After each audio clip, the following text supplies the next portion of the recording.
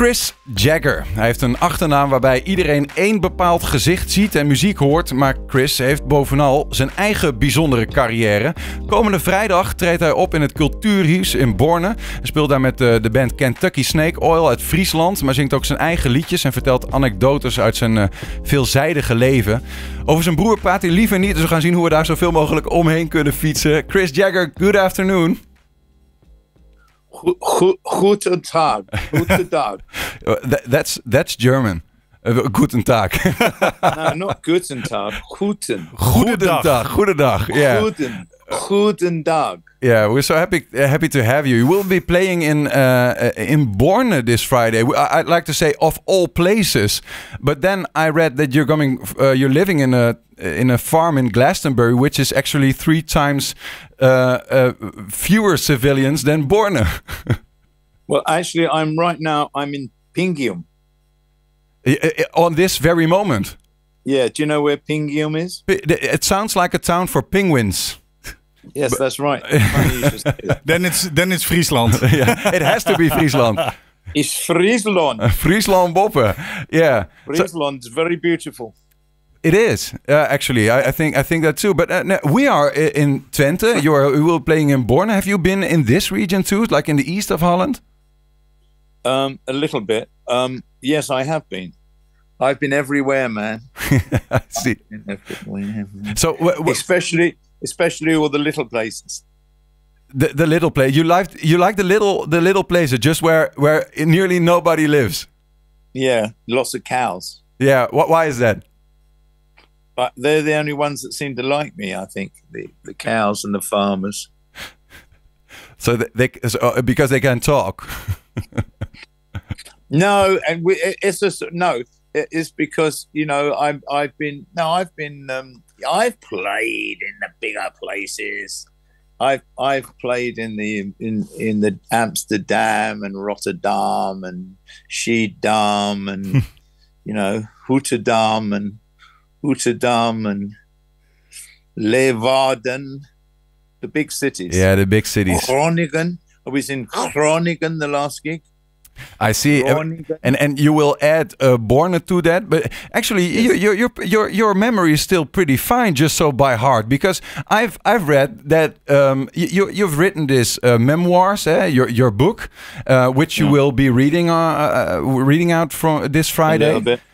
But then when you read the book, you've used like notes and columns from your life, and when you read them, you were surprised by your own memories because it was so much. Well, I tell you something, memory is a very funny thing, because I would have written a book like in 1980 or much earlier, and I did write some things down from stuff that happened years and years and years before, and then when I came to write the book in the 21 or something, that's why it's good to write things down and try to remember things, because your memory does play tricks on you, and particularly what you tend to forget is small details. You can remember big events. Yeah. But it's the small details, and kind of when you're writing, sometimes it's the small details that bring something alive. Because if you just describe something, you met Prince, but if you said you met Prince and he was chewing bubble gum and had smoke coming out of his ears and 3 women hanging on his every arm. That's the details you want to hear, actually. Yeah, I see. Particularly about the 3 women hanging on every arm. What is the detail that struck you the most when you read through all your own actually notes and memoirs? And trouble was I didn't have a lot of memoirs. I never really written a diary, and I did have notebooks when I was like in India years in the 60s, but I lost them. So that's the other thing. It's all very well having stuff written down, but then you lose it, or it gets wet in a flood or something like that. So how many gaps you have filled just by fantasy then? Well, yeah. No, I mean, it's surprising what you can. And I tell you what's quite good about it. I mean, you're just a young chap.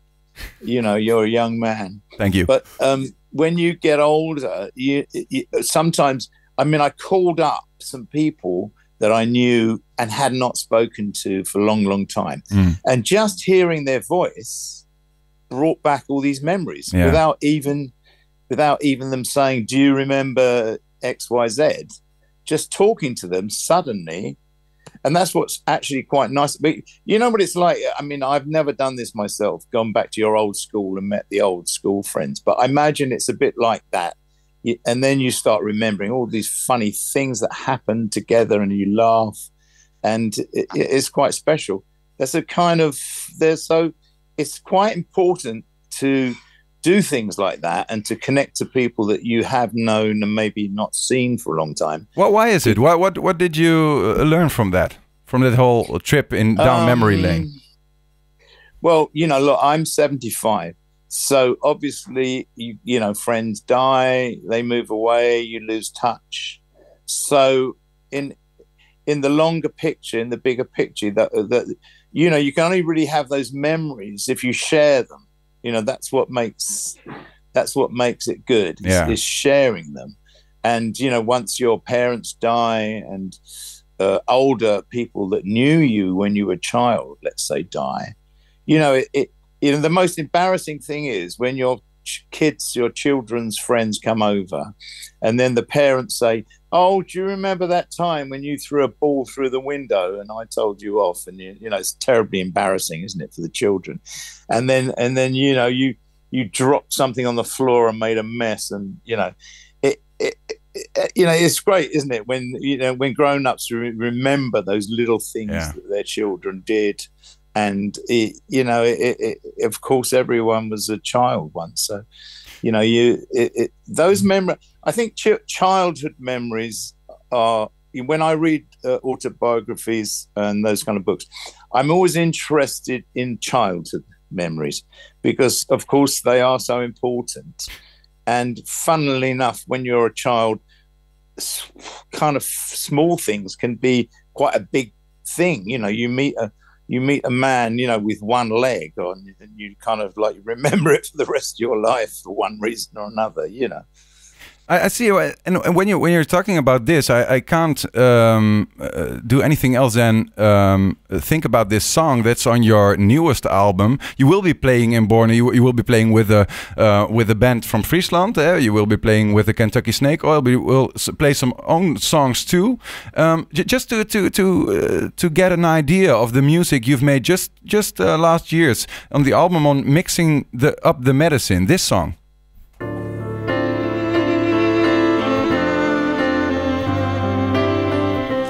Hey brother, have you got a little minute to spare?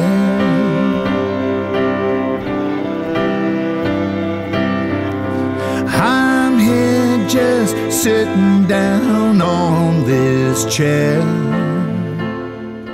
I had to think about it, just a little snippet, because we see a picture. I don't know even if that's your own brother. If the song is about him, it's the text is something saying some things that don't imply that for me. But most of us know everything about your brother, except for my girlfriend. Actually, I just experienced yesterday. She doesn't even know him. But tell me, who is Chris Jagger? Yeah. Well, that's quite a large question. Well, I mean, it's a bit hard to answer that in sort of 3 seconds I see. Yeah, it is. But let me break it down, because I know that's too big. You've studied at the theater academy. You've acted in films, worked in the designing, worked as a music journalist, but have always been playing music, and that's what you do. That's not who you are, but that's what you do. Yeah, that's what you do. Yeah, but what is it of these things? What's your biggest love? Well, hey, when I was in I bought a Popeye T-shirt, and I am what I am, what I am, what I am. Popeye the Sailor Man. Well, I tell you what, for the last 2 days, I've just been out sailing on the IJssel. Yeah, the IJssel, yeah. IJssel with my friend here, Johan, in his wonderful boat. So I'm quite an outdoorsy person. So, and I like to be kind of free, and I don't like to be tied down too much. And I'm a good friend, but I guess in your songs and that you express, there's quite a lot of freedom maybe expressed in one way or another. Because I've never really been, you know, I've never really had a job working for some big company. So the thing about musicians is you don't have to be, you don't need qualifications. So you don't have to say, I've studied this and I've studied that and I've studied that, therefore you give me a job. So when I read the book, I realized all my learning has come from other people, and not from formal learning, from informal learning. So I have been quite studious as a person, but I've learnt in my own way. So I guess, you know, I'm a bit individual. It's who is me. It's very difficult, isn't it, to know thyself? That's what they say, isn't it? It's very difficult to know thyself. And you kind of do know yourself, but to express it, to tell someone else what it is, that's not an easy thing to define, is it? You know. Is it? But so one thing that comes to mind for me is freedom. You call the word you call the IJssel sailing. Having done so many things in your life, is that like a consequence of wanting to be free, just going this way and then thinking, music is great, but I'd like to write too. Then I will be writing, and just not pinning on one job? Well, I was interested in theatre when I was at school. I was supposed to study drama, but then the 1960s were a very exciting sort of time in London. There was so much happening. And I was supposed to go to university in Manchester, which was a rather dull place in those days. You know, it was about 10 years behind London. So I didn't make it to Manchester, unfortunately. So I didn't do a career in theatre. So I decided I just packed a bag and I went up to India, and I was gone for a year and a half. So that was kind of my university. So in a way, once that happened, I couldn't go back. You know, when you leave school, you know, you think, well, what are you going to do? So a lot of people think, well, I'll go to university because I don't know what I want to do. I see. So you're just a human. And so I kind of avoided, I don't know what I want to do. But I mean, I've always been writing poems and stories and songs. So that is a kind of communal thing. And I have it with my brother. And, you know, so then to write, I did some journalism, because what happened was I was doing music, but then punk music came along in the 70s. So you couldn't get arrested. If you weren't playing punk music, you might as well just, you know, shut yourself in a dark cupboard, because there was no other music happening apart from punk, practically. So if you played blues or jazz or country music, you would just only, you know, you'd be spat upon by everybody, the press and everybody. So at that point, I did do acting. I took acting seriously, and I was in theatre. Came to Holland and did a play here in Holland in the mid-70s. So I did do quite a bit of theatre. But in the end, theatre, the thing about theatre is it's damn hard to make a living. Yeah. Because the pay is so bad. I mean, it's bad enough being a musician. It's everything or nothing, actually, then. Yeah, I mean, it's things changing all the time, but it's happened now, isn't it? I know a lot of photographers, they stopped being a photographer because everyone takes their own pictures on a phone now. So, it's very hard to make a living doing that. So times change, but I kind of keep coming back to music because I don't know. Some say that music chooses you, and so I've got a kind of musical something running in your blood that my wife says to me, why do you have to go away and play these gigs and do this now? And I said, well, you shouldn't have married a musician. If you married a baker, you'd know where he was. He'd be in his shop baking bread. Yeah. So actually, you're like in the 70s, pretty young still, 75, I guess, something like that. Still, I can tell you. I'm 75. Yeah. But I can tell you, in the 1970s, when punk came along, I think I was about. Let me think. I was about 25. So if you were 25, forget being a punk. If you were going to be a punk, you had to be like 17, 18, 19, maybe 20. And there were a few bands that kind of tried to cross over into punk. They cut their hair, dyed it blonde, like Sting and Andy Summer. He was playing in regular bands. And then a friend of mine who's a musician, he ran into Andy Summer one day. He'd cut his hair all short and he was all blonde. He said, well, what's happening?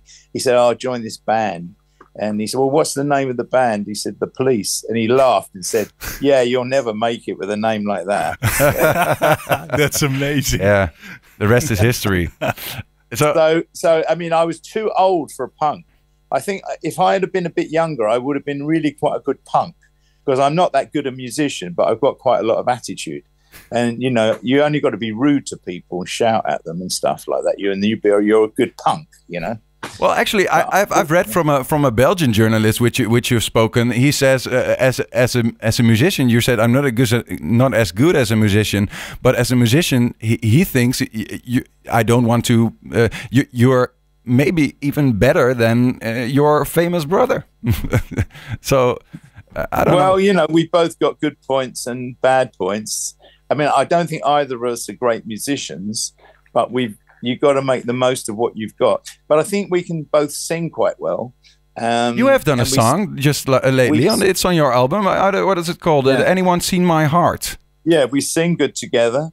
And but being a musician really is about entertaining people. A lot of musicians make the mistake of thinking it's all about the music. No, it's not. It's about entertaining people, making sure they have a dance and have a good time and tell a joke and come up with some songs. And so that element.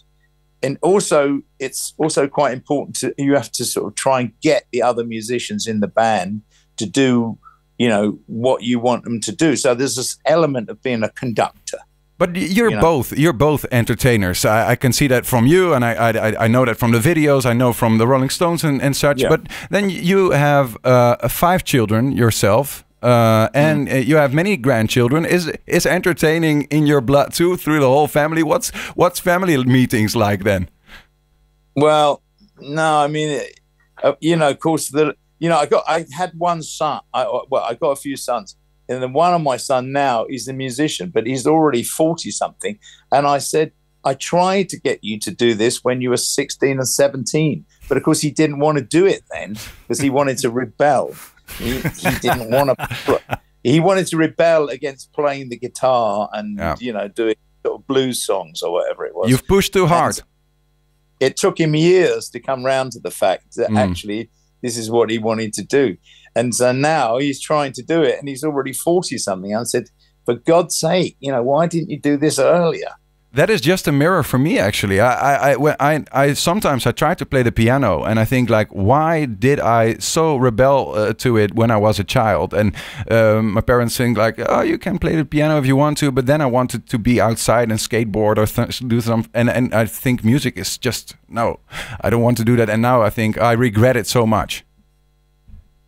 Yeah, well, we didn't play any instruments. Neither me or my brother played any instrument. We didn't have any instruments in the house. We didn't even have a music system in the house until I remember when it first sort of arrived. So, I mean, my father used to teach sports. He was in sports education. How old were you? I was a mad, keen footballer and played every sport there was and athletics.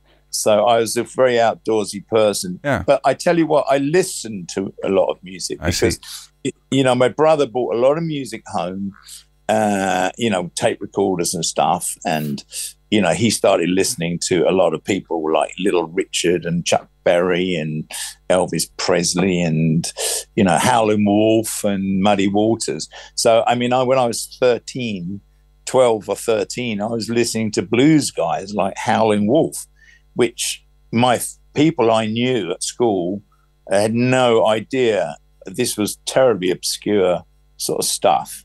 So I've carried on listening to a lot of music. And I always say it's really important to listen to good music and to absorb it and to take it in.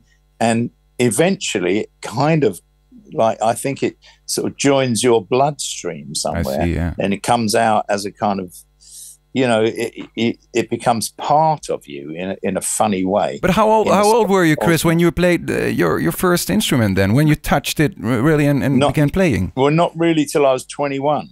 At 21? What instrument did you play at first? Did you play piano or guitar? I never played instrument. When I was young, I used to sing, and I liked singing quite a lot. But then what happens when you become a teenager, you become embarrassed. So I stopped singing. And then my brother gave me, I was in India. I went to India and had my 21st birthday on the beach in Goa in 1969, which seems like a long time ago now. And my brother sent me a Harmony 6-string guitar. And that's the first nice guitar I ever had. And I started playing that. So it probably is his fault. You most of the time we're just talking with your cheek, you know that.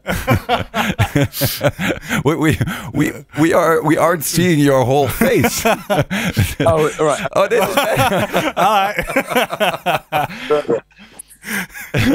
is so, Chris, just a quick dive into coming Friday. The first part of the evening, you will be reading from your book. It's called "Talking to Myself." Sing some of your own songs.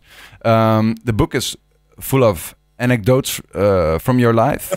No, let me put you right. Yeah. So the first, I'm just playing solo.